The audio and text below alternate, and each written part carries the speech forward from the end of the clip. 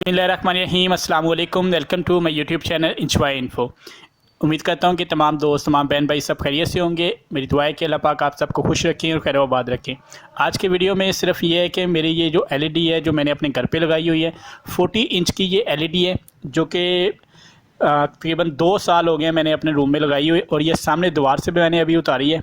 इसको उतार के सफाई वगैरह इसकी करनी है, क्योंकि अगर आप देखें तो इसके अंदर बहुत ज़्यादा डस्ट है।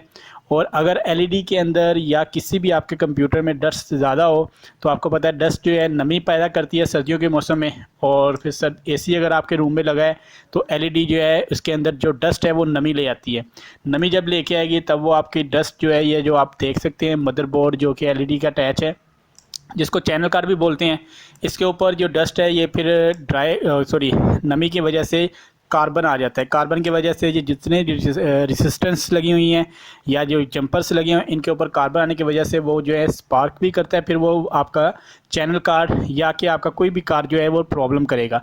अगर आप लैपटॉप या कंप्यूटर यूज़र भी हैं तो तब भी आपको पता है कि अगर सिस्टम को ब्लोर ना करें तब भी आपके सिस्टम में प्रॉब्लम आ सकती है। कार्बन की वजह से डस्ट जो है नमी अख्तियार कर लेती है।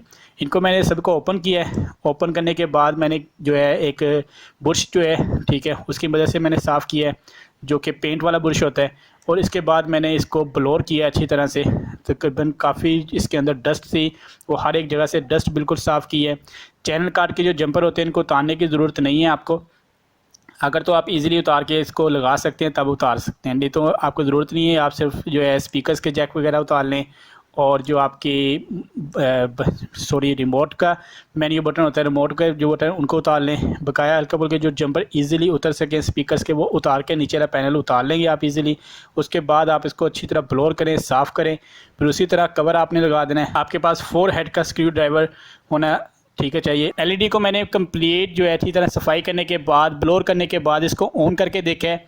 ऑन करने के बाद मैंने कोई भी जो है मूवी इसके ऊपर प्ले की है। प्ले करने के बाद मैंने इसका ये चेक किया है कि इसका रिमोट कंट्रोल फंक्शंस ठीक काम कर रहे हैं, इसके वॉल्यूम ओके आ रहा है। क्योंकि जब इसको सारा पैक करके हैंग कर देनी है, उसके बाद अगर कोई प्रॉब्लम आएगी दोबारा फिर उतारेंगे, ओपन करेंगे, टाइम लगेगा।